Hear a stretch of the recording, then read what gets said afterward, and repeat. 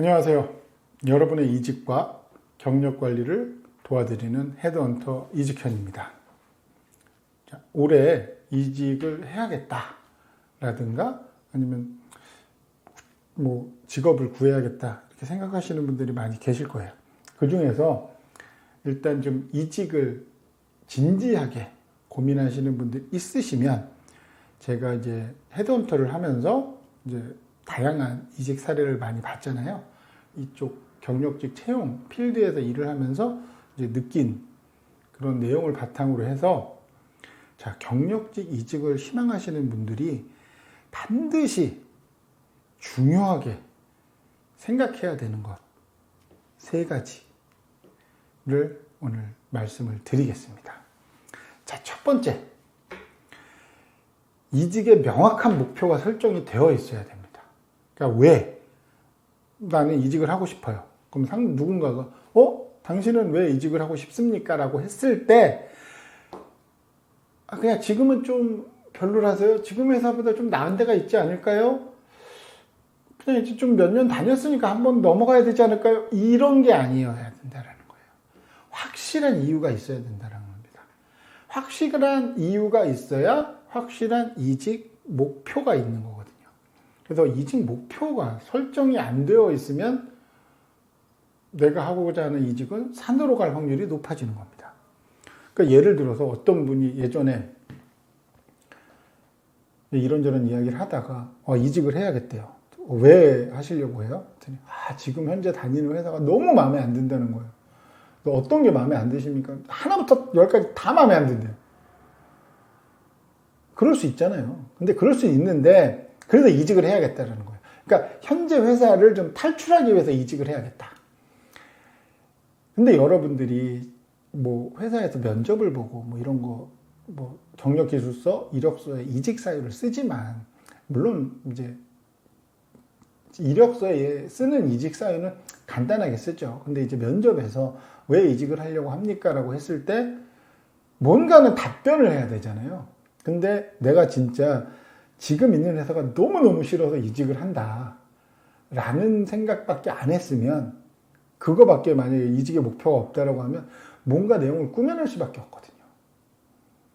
근데 이게 꾸며낸다고 하면 생각보다 이 말이라는 게 진정성이 드러날 때가 종종 있습니다. 그러면 예를 들어서 사전에 이런 질문이 나올 거가 뻔하니까 회사에 대해서 좀 조사도 하고 회사가 이런 식으로 잘 나가니까 이런 프로젝트를 하니까 내가 가진 역량을 그 프로젝트에 잘 쓸 수가 있겠다. 이런 식으로 좀 상당히 준비를 해가면 모르겠는데 그게 안 된 경우라면 면접에서도 문제가 되고 두 번째 이제 가장 큰 문제는 왜 이직을 하는지 이직을 하고 싶은지 본인이 명확하게 모르잖아요. 그러면 이직 활동에 적극적이기가 힘듭니다. 이직은 완전 경쟁이거든요. 그러니까 어느 회사, 좀 예를 들면 대기업이다? 대기업의 어떤 포지션, 한 5에서 7년차 포지션이, 경력을 가진 포지션이 나왔다? 그러면 나랑 비슷한 능력과 경력을 가진 사람들이 들어옵니다. 그럼 이제 그 사람들하고 싸워서, 싸운다는 표현은 그렇지만, 어쨌든 경쟁에서 내가 최후의 1인이 되어야 내가 원하는 이직을 하는 거잖아요. 그렇기 때문에 이직의 목표가 명확하지가 않으면 그냥 여기저기 찔러보다 끝날 가능성이 높다는 겁니다. 원하는 이직을 얻지를 못하고. 그렇기 때문에 이제 현재의 불만사항이 뭐니까 이직을 해야겠다도 중요하지만 그 불만사항을 확실하게 해결할 수가 있으면 그러면 그래도 괜찮아요. 예를 들면 그 불만사항이 회사가 너무 멀어요. 집하고. 그런 경우는 명확하죠. 가까운 데를 찾으면 되니까. 그런 게 아니라면 확실히 이제 내가 왜 이직을 하고 싶은지 스스로에게 이렇게 좀 써보는 것도 좋죠. 내가 왜 이직을 하고 싶은가? 이직의 이유. 내가 생각보다 하는 일에 비해서 돈을 못 받는 것 같다. 업무가 너무 이제 좀 루스하고 재미가 없다. 뭔가 지금보다는 생산적인 일을 하고 싶은데 그럼 생산적인 일이란 게 뭘까? 나는 어떤 일을 하고 싶은가? 이제 그렇게 스스로 질문하면서 답변을 하고 이제 좀 목표를 명확하게 달성을 하셔야 돼요. 달성이 아니라 설정을, 목표를 명확하게 왜 이직을 원하는지 그거에 대해서 확실하게 답변을 하셔야 됩니다. 그게 이직에서 가장 중요한 것 3가지 중에 첫 번째예요. 자, 근데 이렇게 만약에 이제 본인이 원하는 목표를 설정을 하시는데 이제 정말로 중요한 부분이 뭐냐면 이게 이직을 결정하기 전에 확인이 불가능한 것들이 있지 않습니까? 예를 들면 조직 문화를 확인하기는 되게 어렵죠. 뭐 수평적인지 뭐 그런 거를 내가 만약에 예를 들면 예전 회사에서 팀 사람들하고 되게 사이가 안 좋아서 힘들었어요. 그러면 면접을 볼 때 팀장은 괜찮을 수 있지만 그 팀원들이 나랑 맞을지는 몰라요. 그렇기 때문에 이제 그렇게 확인이 안 되는 거를 목표로 삼는 거는 조금 리스크가 있다. 그렇기 때문에 직무나 아니면 그 회사가 속한 산업군 이렇게 명확한 것들 있잖아요. 사전 뭐 이렇게 거의 팩트에 가까운 것들. 아니면 연봉도 되죠. 당연히 연봉은 계약 연봉 얼마로 확정하고 오퍼 받고 쓰니까. 이제 그런 거를 좀 위주로 목표를 설정하셨으면 좋겠습니다. 자, 그리고 2번째는 이직을 준비할 때 생각해야 될 중요한 것 중에 2번째. 이제 나의 강점은 무엇인가? 내가 다른 지원자에 비해서 차별화된 점은 무엇인가? 라는 질문에 답변을 하셔야 되는 거죠. 이 부분은 참 어렵습니다. 만약에 이제 저 같은 경우는 제가 예전에 이제 구매팀에 있을 때 저도 만약에 이런 질문을 받았다. 당신은 무슨 강점이 있냐? 구매팀으로서 어떤 강점이 있냐? 저 같은 경우는 이제 농산물을 주로 한 격이 있죠. 쌀과 이제 두부에 들어가는 원료 콩을 구매를 했기 때문에 그 부분에 대해서는 자신이 있었습니다. 그러니까 이렇게 뭔가 내가 하는 업무에서 내가 진짜 다른 사람보다 나은 거, 어떤 강점이 있는지 그게 좀 명확하게 드러나야 돼요. 그게 있어야 자신감을 얻을 수 있고 이직에서 다른 사람과 그러니까 면접 장소에서 이야기를 하더라도 자신감을 가질 수가 있는 거죠. 그러니까 예를 들면 내가 뭐 어떤 개발자가 어떤 프로젝트를 했는데 이 프로젝트가 굉장히 뭐 그쪽 고객사한테 호평을 받아서 뭐 그 이후에 프로젝트를 몇 개를 뭐 수주를 받아왔다. 이게 거의 내가 주도적으로 해서 일어난 일이다. 뭐 이런 식으로 하면 이 사람은 프로젝트 수주하는데 굉장히 능력이 있는 거잖아요. 고객사와 이제 커뮤니케이션도 잘하고. 그럼 이 사람은 그거에 대한 강점이 있는 거죠. 아니면 뭐 이제 세일즈 하는 사람은 뭐 신규 거래처를 최근에 뭐 2년 사이에 5개, 팀 내에서 제일 많은 숫자의 신규 거래처를 발굴해서 뭐 매출을 일으켰습니다.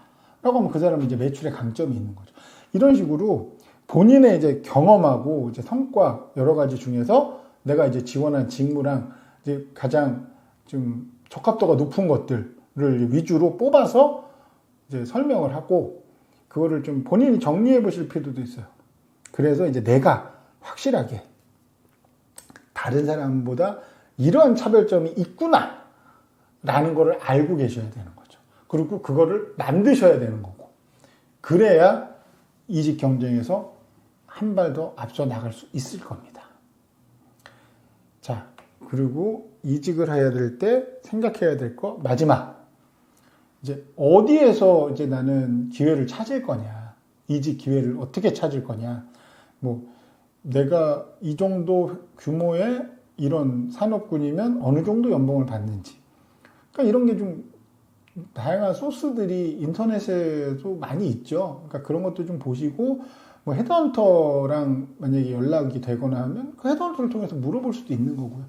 그리고 이제 진짜 본인이 이제 이직을 하려고 생각을 하면 내가 관심을 갖고 있는 산업군이나 회사에 종사하는 사람, 뭐 건너라고 하더라도 그런 사람들에게 좀 시장조사라고 자료를 좀 수집할 필요가 있습니다. 그래서 적극적으로 좀 찾아야 되는 거죠.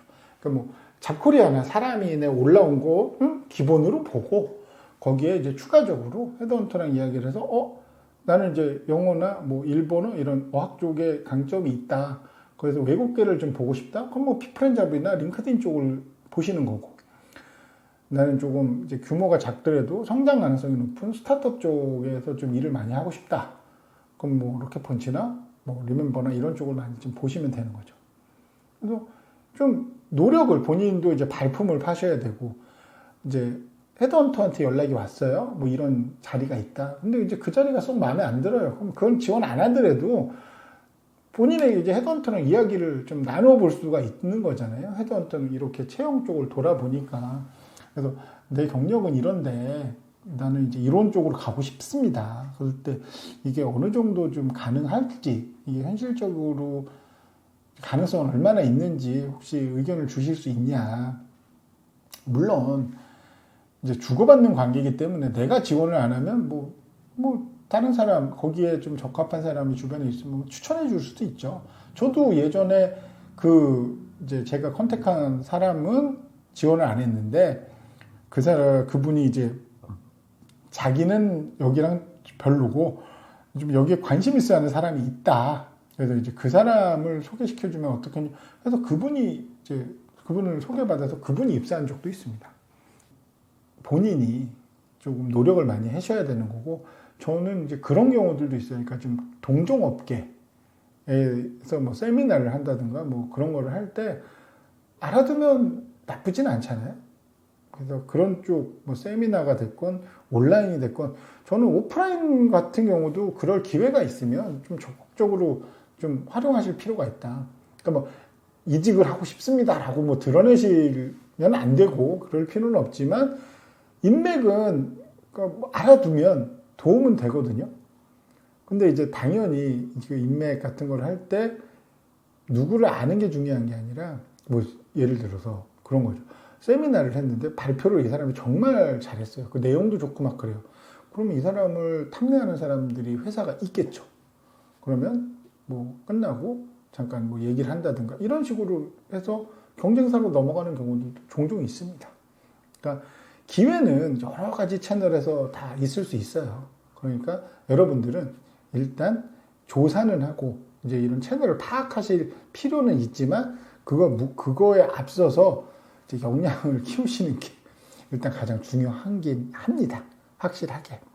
그리고 이제 헤드헌터들이 가끔 이제 그렇게 채용 공고가 올라오지 않는 포지션들을 진행하는 경우들도 있으니까 헤드헌터하고도 좀 관계를 잘 맺어 놓으시면 이런저런 도움이 많이 되실 거예요. 그래서 오늘은 이제 경력직 이직을 해야겠다라고 이제 결정을 하셨을 때 정말 중요하게 진지하게 고민해야 될 세 가지 이제 목표 설정하고 자신의 이제 강점, 가치를 파악을 하고 이제 시장 조사 이제 그 부분은 어떻게 해야 되냐 이 부분에 대해서 이제 말씀을 드렸습니다. 그래서 이제 제가 이제 이직을 하고 싶은 이제 직장인 분들에게 이제 좀 강조하고 싶은 거는 단순히 회사만을 옮기면 그거는 이제 성공적인 이직이라고 보기 힘들잖아요.